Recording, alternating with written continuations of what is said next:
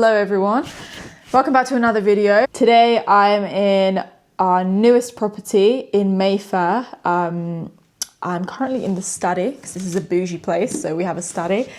And today I'm going to be sharing with you guys 5 painful lessons that I learned as a business owner. Very painful lessons. We live and we learn hard here. So without further ado, I'm going to get into my 5 painful lessons of being a business owner.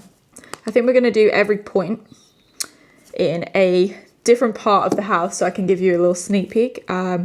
We haven't finished this house yet, so there is still a lot of stuff to be done, but that's my plan. I'm going to give you a little sneak peek today. Lesson number 1. I feel like it's very fitting that we're in a study and we're going to talk about the most painful lesson that I learned from having a business. So imagine setting the scene. We had never owned our own business before. This is the first business that we had. I was 22 when the business was incorporated, so two and a half years ago now. And basically what happened is we got scammed. If you're interested, I will go into the detailed story of the scam and what happened in a different video. But basically what happened is that we committed to something way too early. The first opportunity we had, we just jumped at it because we were like so excited. We really wanted to kickstart our business, and looking back, there were so many red flags and warning signs. So basically we put a deposit down on a house that wasn't actually on the market. It was a scam, unfortunately. I think what had happened is, from what I can gather, the people had been either staying as an Airbnb guest or booking.com or something like that, and they were advertising it to other people, taking their deposit, and then we all ended up finding out. Strangely enough, they did actually give me the keys to the property. When I went inside, there was someone else living there who was a police officer, funnily enough. So the police officer was very shocked to find out she was scammed, and also very shocked that we just broke into her house by accident. So yeah, what I learned from that situation is not to commit too early. Don't jump at every opportunity that you get. If you watch my first video, I talk about how we were offered certain things at the start of our business, or throughout our business actually, that didn't align with the values and what we really wanted to do. But because at the start we were new, it was a new company and we were learning so many different things, we just jumped at every opportunity. But do not do that. Really do your due diligence. If you think there's red flags, if you think something seems dodgy, ask people. I did actually reach out to a very good property person, and he did actually kind of say he thought it was a bit dodgy. He thought it was a scam. I kind of didn't listen, and yeah, I really learnt my lesson. So listen to the people around you. If something sounds too good to be true, it probably is, especially in business, especially in this day and age. So yeah, my advice would be really trust your gut, because I had a gut feeling that something wasn't right. Luckily, we didn't give all of the money that he had asked for. We sent like a small amount, and then after that we kind of thought something's not right here. It just doesn't feel right. He wasn't specifically doing anything weird, but just very unorganized, unprofessional, didn't seem to be answering our questions properly, and that's when we realized, okay, something's not quite right here. So we went to the property and found out that we had been scammed. We never got any money back. Contacted the police, contacted HMRC, but nothing was ever done about it. Hopefully he's not still out there scamming people, because we later came to find out that he'd already done this to multiple other people, and you know, it's really sad when you work hard for your money and somebody just takes it from you and scams you. Make sure that you're not rushing into things. Slow down. You don't need to rush into anything in business. Everything needs to be really, really thought out. At the end of the day, if you're here creating a business, you're trying to better your life. You're not trying to just mess around and see what happens. It's a very serious thing. So take your time, do your due diligence, talk to the people around you, ask other people that do similar businesses online, ask for their advice, and don't be afraid to ask for proof of ID, or ask for proof of where they work of, or anything like that. We've had a couple people reach out to us, and every time they do now, I'm always like, okay, can I see your ID? Can I see proof that you're actually from this place? If you can't provide those things to me, I don't care. Even they could be genuine, but if you can't provide those things to me, I'm not going to entertain a conversation, because I've already been burnt by the fire. There's quite a few people out there that have been scammed in the property market. I think it's quite a popular scam. So please be careful if you're going into any business to do with property. Please be really careful, because there are a lot of scammers out there, and they're actually really good. He forged documents with AI and stuff, and we didn't even realize until afterwards when we were looking through it. We were like, oh, this is not legit. So yeah, that is my first painful lesson that I learned. And I'm just really happy that it didn't deter us, because it was literally at the start of our business, and it could have so easily put us off and, set us back. But we were wounded. I cried over it quite a bit because I felt so embarrassed, especially because it was me and my partner, and it was actually me that had found this property. And yeah, I really felt like it was my fault that this happened. So I was really, really upset about it, but lesson learned. Now I'm extra diligent. Okay, we have switched locations, so I can give you guys a proper little sneak peek of this place. I'm beyond excited. Just want to say, this property that we're in right now was actually on my 2026 vision board. So I'm so excited to actually be sat in here and officially have the keys and it officially be ours. Woo, so excited. We'll definitely do a proper video of this place when it's all finished, and yeah, I'm super excited. Anyway, my second lesson that I learnt as a business owner, and it was quite painful. Not as painful as the first. I think the first one was just untoppable. It was absolutely terrible. Second lesson is the lack of free time. I was under the impression that owning a business would give me a lot more time to myself, because I wouldn't be, working from 6 till 4 every day, or 9 to 5, whatever. This was a false sense of security. This is not true. Owning a business, you are on 24/7. Your mind does not switch off. Even these people that are much further along in their career than mine, their business is more developed, they are always thinking about business. I'm telling you, it doesn't matter how many staff they have nannies for their kids, whatever. Their mind is always switched into business, because it's literally your life.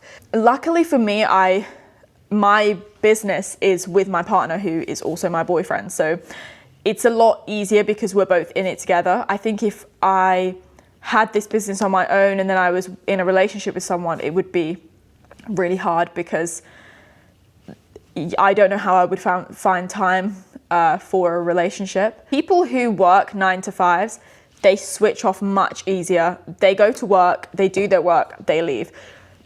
When you have a business, it is not like that. You are switched on all the time. Every day that we take out to do something fun, to go for a meal, to have a day off, there's always a guilt that comes with it, because it's we know that we should be working. But if we always should be working, when do we get time off? Answer is we don't. When we take a day off, it doesn't feel like a day off, because we're always talking about business. There's always something that pops up, communicating with the staff and stuff every single day. So yeah, we never really, truly get a day off. You carry responsibility 24/7. If we want to go on holiday for a week, we can do it, but it means nothing happens in our business for a week, basically, because at the moment, we are very, very involved in the day-to-day. We don't have that many team members, and we definitely don't have anyone that can do our job without us being, on our phones and stuff like that a lot of the time. So we are just constantly switched on.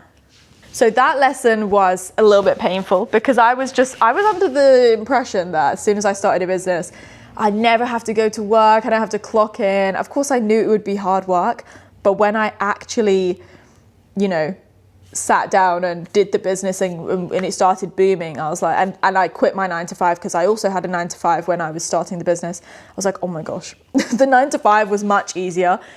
At least I had a schedule, whereas now it's like my life is so chaotic. I barely have a schedule. It's so hard to keep consistent with gym and diet and things like that, because sometimes I won't be able to go to the gym for a week because I have to sacrifice that in order to do things for my business. It's very hard, and it was a painful lesson because I was delusional, and now I'm very deeply in reality.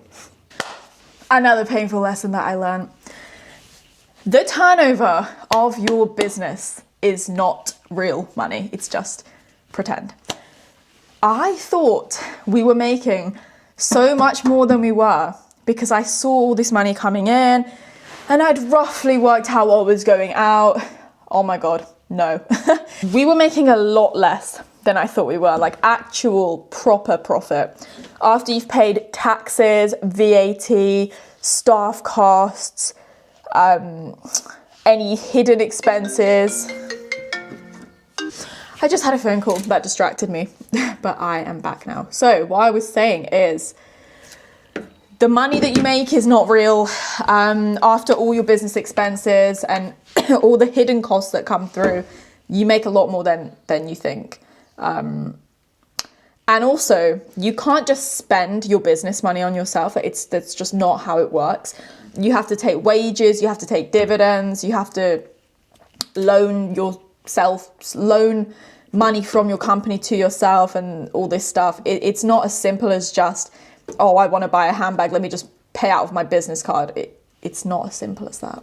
Every pound you take out of your business as well, everything that you spend on yourself, it's coming out of your profit, which is very obvious, right? You know that, but when you start to make more money, you start to want to upgrade your life, you start to want to do more fun things, go on holiday, dress better. She says, well, sat in like a £20 Gymshark top. Something that I think a lot of business owners need to practice at the start is the delayed gratification. Because look, when I started making a lot more money than I ever had in my life, there was a million things that I wanted to buy, but I bought the things and then I realized, wait, this is coming out of my profit. And the business model that I have is that we invest all of our profits into the next property. So it means that whatever we spend, it's obviously slowing down our expansion. And now we're trying to be more cost effective, but there was a time where we were just spending so much money because I don't think I'd ever been able to buy things for myself like this. I was always broke my whole life, to be honest. I come from a working class family, and I always had like low paid jobs. I never had a good job really. It was always just like baristas, work in restaurants, things like that. So it wasn't really well paid. And then living in London is super expensive. Adulting is expensive. So you will realize that the more you spend, the more you earn, the more you want to spend. But the money you earn is not always as much as you think it is. You have to work out the VAT, the accountant costs, the staff costs, the extras on top that are hidden fees that you don't even think about. Maybe something breaks, a boiler breaks down, that's like £8,000 to fix. You have to always have that in mind. So you need to have like an emergency fund always, which is hard to do if your business is like mine, where you reinvest every single last penny. Sometimes we reinvest a certain amount into a deal and it's literally like pretty much all we have. So in those times when you think about buying a new iPhone, buying the new iMac, I'm saying that because I really want to buy an iMac when the new one comes out. I'm not saying don't buy it, but I'm just saying that you will learn, as I did, if you just spend all your money and don't think about it, you will soon sit down and think, wait, this is coming out of my business. It's not just pretend money anymore. It's actually really coming out. And if you're a couple thousand short of making a deal, you'll regret buying the iPhone, the iMac, the new shoes that you didn't really need. The next painful lesson that I learned is you have to seriously fake it till you make it. When you create a business and you start doing financially better, you start meeting goals that you set for yourself, there starts to become quite a lot of pressure to always be that productive, to always be that successful, to always do what you're doing. The pressure becomes quite a lot. And if you ever feel like you're slacking, you end up feeling so low and down about yourself because you are always competing against. I was rudely interrupted again by my phone ringing. My phone is always calling. So you can be your own worst enemy with confidence issues and doubting yourself, especially, property is quite male dominated. I'm female, I'm young, I have a proper baby face as well. I'm 5'1", I'm tiny, and I do feel that people underestimate me sometimes. And that can rub off on yourself. You really, really have to fake it till you make it. Sometimes you will think that their thoughts are true. Like, am I good enough? Am I too young? Am I too inexperienced to do this?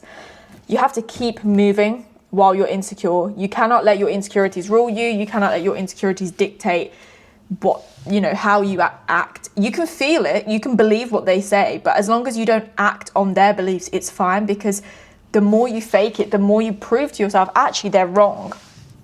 Then your belief will change as well, as long with theirs. Or maybe their belief will never change, but who cares about other people's beliefs? It's your business, it's your life, it's your money, it's your success, it's your future. You have to fight for it. No one else is going to do it for you, and no one else has to believe in you. That's your job, to believe in yourself, to believe you can do something. It's nobody else's job to motivate you like that. Sometimes you speak to agents or other business owners and they just sound like they know everything, and you think like, I don't sound like that when I talk to people. They're so confident in themselves and their ability, but that will come with time and practice.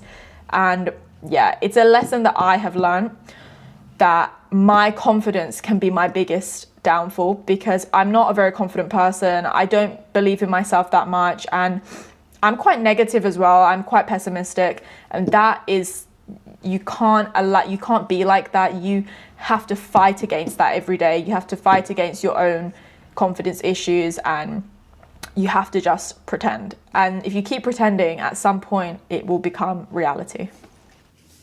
Okay, the next lesson that I learned is about the people you surround yourself with, your friends, your family, etc. Growth, when somebody starts growing, it can make people uncomfortable. So there are a lot of people that might start off encouraging you, cheering you on, but when you start to get more and more successful, you will change naturally, because your life is changing, your thoughts, your personality will adjust. But the people around you don't always like that. There is a thing where your friends, as much as they love you, they start to feel bad about themselves when you are doing better than them. And that doesn't make them bad people. It doesn't make them bad friends. It just means that maybe they have their own insecurity. Maybe they're not jealous, but they think, why can she do it and I can't? They don't have confidence in their ability. And also maybe their family discourages them from trying something. Maybe their partner doesn't want them to try it. So your friends won't always appreciate that you have grown, sometimes it will make them feel really uncomfortable, and that can break friendships. I've got quite a few friends that I personally feel are just so obviously completely disinterested with what I do. They'll talk to me about other things, but when it comes to my business and, you know, how I'm doing in that area of my life, they're just completely disinterested. They don't know what I do. They don't know anything about it. They don't ever ask me questions. They don't care. They don't want to know.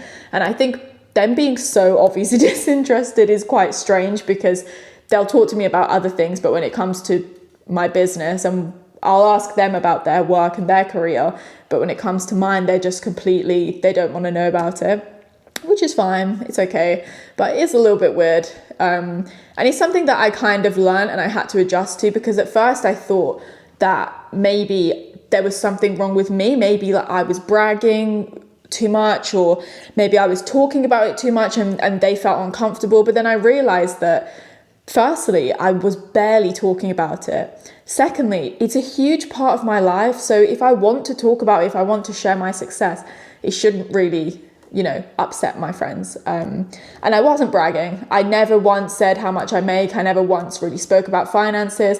I was just saying, yeah, it's going well, I'm happy. But some people were just really, really disinterested and almost were uncomfortable when I spoke about it. And they made me feel uncomfortable speaking about my business as well. Sometimes people really misunderstand ambition.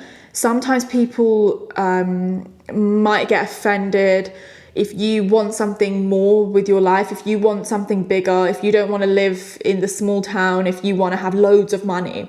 People might see that as you saying there's something wrong with other people not wanting that. And it's not true. It's just that sometimes you as a person want something different to someone else, and being ambitious financially does not make you a greedy person. It doesn't make you a bad person. It doesn't make you a shallow person.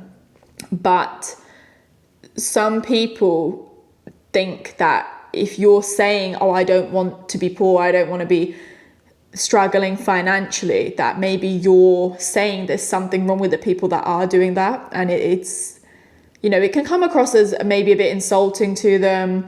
For example, my mom used to get really upset and insulted when I used to say that I don't want to live in the West Midlands. Like, I can't see myself living there anymore. And like when I moved to London, I used to say, I'm so glad I left. Like, I would never live here again. And she used to get really defensive over it and really offended. And obviously, like, I do get it, because my mom has lived there her whole life.